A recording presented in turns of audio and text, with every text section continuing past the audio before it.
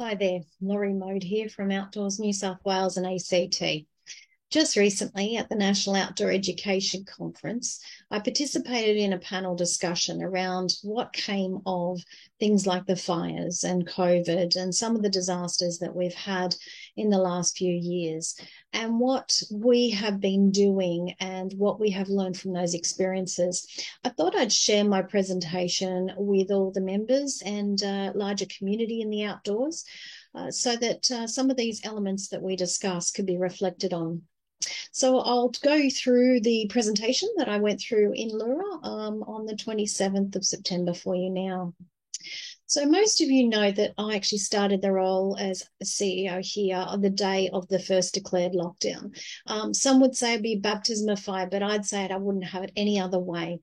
One thing I already knew coming into the role was how to run a peak body and support members getting heard, how to engage with stakeholders, and how to strategically plan for outcomes.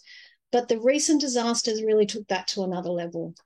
As a peak body, we're here to help a thriving, sustainable industry and the broader sector. That means that we're here to alleviate challenges and create opportunities.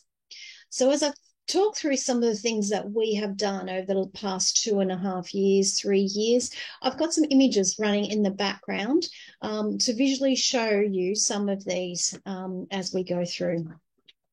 So when entering the role, what I didn't know was the intricacies of the industry, and I thank all the members greatly for taking my phone calls and answering my silly questions. A huge thank you to my 33 volunteers that make up my board and my subcommittees that help drive the knowledge that I'll never be able to obtain for their years of experience in the outdoors. So armed with my volunteers and our strategy, I knew that we needed better collaboration as I picked up on some of the silos that existed. And amazingly, I found there was a commonality for outcomes, but they were heading in different directions, minimizing impact before COVID actually hit. And COVID was only going to make that worse unless we got our strategy right. The strategy needed to consider how the organisation was going to get what it needed to get done with the resources it had, how we could use subcommittees to gain the knowledge that we needed and the actions to be taken. Our strategy was 4 pillars: advocacy, promotion, connection, and education. Needless to say, advocacy was always important, but none more important than following things like bushfires and entering and being in COVID. Messages needed to be clear, consistent, and strategic, bringing research and data into the equation and then advocating for the future of the industry, not just for the now.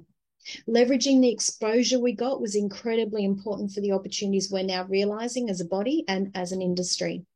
Needless to say, we had some good discussions and hope these continue as we have plenty more fights to be had, including curriculum changes, aware of the industry as an industry, improving awareness of our offerings, getting our staff back, dealing with the costs of doing business, insurance challenges, competing priorities such as national park closures for access of activities, increasing access to other land use, climate change impacts and policies that do not support our outcomes.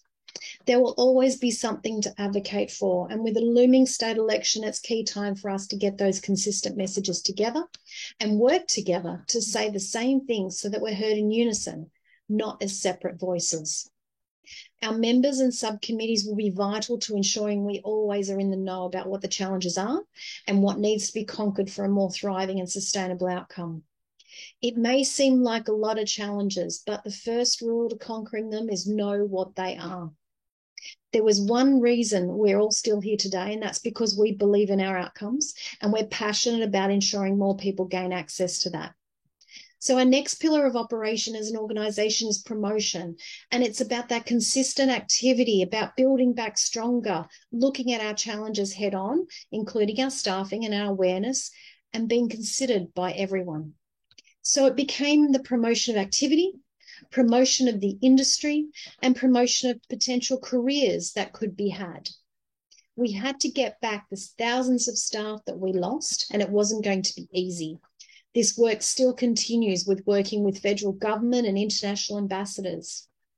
Promotion to the public in being aware of what they can be part of is also a crucial point. How they can enjoy the benefits of the outdoors and partner with tourism organisations, influencers, and publicity agents to get the message out wider. But we also need to continue being at the table with other industry sectors and being part of the conversation where key decisions are being made. I was privileged to be able to put input into the New South Wales Government Industry Strategy, the New South Wales Job Summit, Tourism Australia Adventure Tourism Promotions, and much more.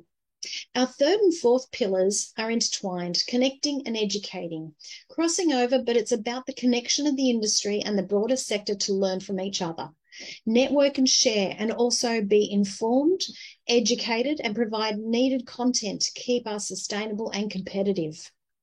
Lifting the standard of the providers to continue to achieve above our needs.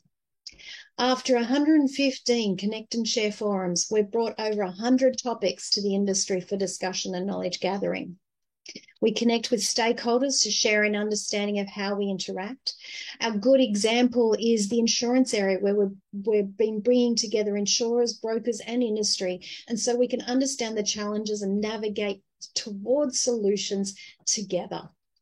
Providing programs like our mentoring program, our masterclass continues to keep our businesses informed, and we're open to new ways to help our industry grow.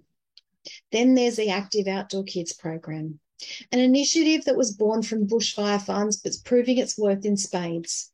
Active Outdoor Kids probably covers all of our 4 pillars in one way or another. It advocates for change in active recreation in youth by leading by example. It promotes the opportunities of active recreation that are not well understood in comparison to sport. And it connects with operators, with new markets and research that shows the importance we can share with everyone to do better. When you know better, you do better. Although COVID did provide us the opportunity to leverage many of these items, the message, I think, is always the same when disaster strikes. As Winston Churchill put it beautifully, never let a good crisis go to waste. And we certainly haven't. Thank you.